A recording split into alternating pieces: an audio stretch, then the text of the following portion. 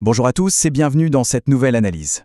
Alors aujourd'hui, on s'attaque à un sujet qui, disons-le, est hyper débattu et qui fait souvent les gros titres avec pas mal de bruit et de polémiques. La migration d'asile. Mais attention, ici on va mettre complètement les opinions de côté. On va se concentrer strictement, mais vraiment strictement, sur les données empiriques. L'idée, c'est de décoder les véritables mathématiques derrière l'exil mondial en s'appuyant sur des faits concrets. C'est l'occasion de regarder cette réalité complexe sous un angle totalement inédit. Allez, c'est parti. Bon, plongeons tout de suite dans le vif du sujet. Regardez cette question assez provocatrice qui s'affiche. Faux réfugiés? C'est un mythe super tenace, l'idée d'un migrant qui serait poussé par pur opportuniste. Sauf que voilà, l'analyse qu'on épluche aujourd'hui, qui est basée sur les recherches très poussées d'Eric Neumayer à la London School of Economics, eh bien, elle démonte ce mythe pièce par pièce. Les données nous révèlent une dynamique infiniment plus complexe et beaucoup plus profonde. Et pour vraiment saisir l'ampleur de tout ça, il suffit de regarder ce chiffre assez vertigineux, 581 860.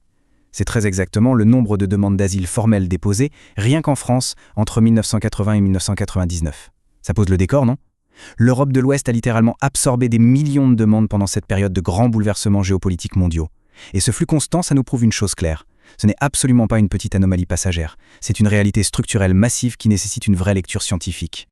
Alors, voici comment on va procéder pour notre décryptage d'aujourd'hui. On va y aller méthodiquement. D'abord, on dépasse le mythe. Ensuite, on va comprendre ce fameux calcul de survie, identifier les moteurs réels de l'exil, analyser le filtre redoutable de la distance, puis l'effet des réseaux migratoires. Et pour finir, on regardera de manière impartiale quelles solutions politiques s'alignent réellement avec ces données. On attaque donc directement avec notre première grande partie, le calcul de survie, ou comment on pèse les coûts de la fuite. Le point central ici, c'est vraiment d'arrêter de voir le départ comme un mouvement chaotique ou irrationnel. Pas du tout. Demander l'asile, ça découle avant tout d'un calcul de survie extrêmement minutieux et profondément logique, opéré dans des circonstances d'urgence absolue. On peut voir ça exactement comme une balance. Le calcul migratoire se fait entre deux extrêmes terrifiants. Sur le côté gauche, on pèse les coûts de ce qu'on appelle l'immobilité. En gros, que se passe-t-il si on reste ? On parle de détresse économique écrasante, d'oppression politique ou de conflits violents. Ce sont des menaces directes sur la vie. Et sur le côté droit, on a les coûts colossaux de la migration elle-même. Franchir d'immenses distances vers l'inconnu, affronter des barrières culturelles et payer des coûts de transport souvent exorbitants. C'est littéralement peser le risque de mourir sur place contre les immenses obstacles de la fuite. Concentrons-nous d'abord sur ce qui se passe du côté gauche de cette balance avec les moteurs de l'exil. Concrètement, qu'est-ce qui va faire pencher cette balance au point de forcer des populations entières à abandonner leur maison et tout ce qu'elles connaissent? Les statistiques sont assez brutales là-dessus. Le facteur numéro 1, le déclencheur absolu, c'est la menace directe à l'intégrité physique. Les données établissent une corrélation extrêmement forte entre l'explosion des demandes d'asile et trois dynamiques dévastatrices. Les violences massives des droits humains par un État, la violence des guérillas ou des dissidents et l'effondrement complet de l'État qui engendre la guerre. Là, on ne parle plus d'opportunisme, c'est l'instinct de survie à l'état pur. Et là, la distinction statistique que nous avons sous les yeux est vraiment captivante. Elle sépare les crises en deux camps. D'un côté, les facteurs dits persistants, comme les guerres interminables ou la terreur politique continue. Ça a un impact avéré et massif sur les flux vers l'Europe de l'Ouest. De l'autre côté, on a les chocs soudains, comme un terrible tremblement de terre. Eh bien, étonnamment, ces catastrophes naturelles n'ont qu'un impact statistique quasiment nul sur les arrivées en Europe. La raison est purement pragmatique. Atteindre l'Europe demande une telle planification et tellement de ressources financières que les victimes de chocs soudains ne peuvent généralement pas faire le trajet. Elles sont contraintes de se déplacer à l'intérieur de leurs propres frontières. Maintenant, ce qui est vraiment fascinant, c'est ce que l'étude nomme le paradoxe de l'autocratie. Cette courbe en cloche nous montre une dynamique totalement contre-intuitive. Logiquement, on se dit que plus un régime est dictatorial, plus la population va fuir. Les données nous disent que c'est vrai, mais seulement jusqu'à un certain point critique. Quand le régime autocratique devient vraiment extrême, l'État verrouille tellement l'espace et les frontières que la capacité physique de fuir est anéantie. Le nombre de réfugiés chute de manière drastique, non pas parce que ça va mieux, mais parce que les individus sont littéralement emprisonnés de l'intérieur. C'est glaçant. Ok, on passe à la suite. Basculons maintenant sur le côté droit de notre balance pour aborder le filtre de la distance. Il est temps d'examiner le rôle crucial des barrières géographiques qui créent d'immenses frictions pour les migrants. En fait, la géographie agit comme un filtre mathématique redoutable. Accrochez-vous bien, les recherches indiquent qu'une augmentation de seulement 1% de la distance aérienne entre le pays d'origine et la destination réduit mécaniquement le nombre de demandeurs d'asile de 1,33%. C'est absolument énorme. Franchir la distance requiert des moyens colossaux et il faut affronter des dangers considérables. Donc au final, c'est la géographie elle-même qui limite physiquement qui peut atteindre le continent européen indépendamment du niveau de terreur qu'il fuit.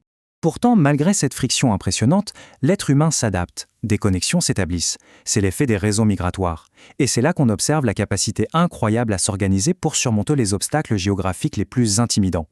Et ça illustre brillamment un contraste absolument fondamental. D'un côté, on a la distance vertigineuse et la barrière naturelle écrasante de l'Himalaya qui sépare le Népal de la France. De l'autre, on voit l'animation d'une communauté népalaise très bien implantée en plein cœur de Paris. Ce que ça nous montre, c'est que face à une géographie implacable, le réseau humain agit comme un pont. Il sert de contrepoids totalement indispensable pour rendre le voyage possible. L'impact de cette communauté se mesure d'ailleurs très précisément. Les statistiques montrent que pour chaque augmentation de 1% du nombre de demandeurs d'asile déjà installés, on observe une hausse de 0,09% des nouvelles arrivées. Ces réseaux agissent comme des catalyseurs surpuissants. Ils abaissent considérablement les coûts de la migration parce qu'ils donnent des informations vitales sur les routes, offrent une aide juridique, un filet de sécurité culturelle et très souvent le premier accès à l'emploi en arrivant. Pour bien résumer la dynamique des réseaux, jetons un œil aux trajectoires mondiales. La conclusion est limpide. La proximité géographique détermine principalement si un individu va pouvoir se permettre de fuir. Mais ce sont les réseaux migratoires et les liens coloniaux historiques qui vont dicter exactement où il cherchera refuge.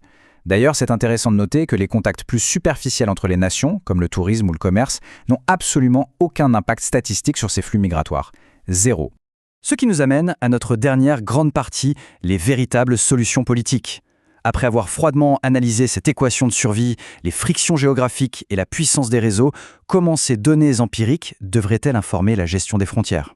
En rapportant de manière totalement neutre et impartiale les conclusions de la recherche, la réponse est assez radicale. Les stratégies purement défensives, comme imposer des visas stricts, pénaliser les transporteurs ou essayer de dissuader les arrivées, factuellement, elles échouent sur le long terme. Pourquoi ? Parce qu'elles n'altèrent en rien les données de base du calcul de survie. Ça rend simplement le voyage beaucoup plus cher, beaucoup plus dangereux, et ça enrichit les trafiquants, sans jamais éteindre l'incendie qui oblige les gens à fuir en premier lieu. Selon les données statistiques, les seules vraies solutions exigent de s'attaquer aux causes profondes à la source. L'étude préconise 3 actions majeures. D'abord, promouvoir un développement économique réel pour éradiquer la pauvreté. Ensuite, faire une vraie pression pour imposer le strict respect des droits humains. Et enfin, soutenir la construction d'institutions démocratiques pérennes. Concrètement, c'est l'unique méthode mathématique pour réduire la pression sur le côté gauche de notre balance migratoire. Et ça nous amène à la toute fin de notre exploration des données avec cette réflexion finale qui s'impose.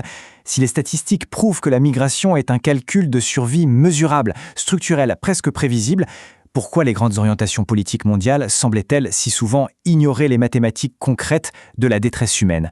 C'est vraiment la question cruciale qui reste en suspens quand on analyse ces chiffres de près. Merci beaucoup d'avoir suivi ce décryptage avec nous. On espère que cela vous a offert de nouvelles clés de lecture sur ce sujet fondamental. À très vite.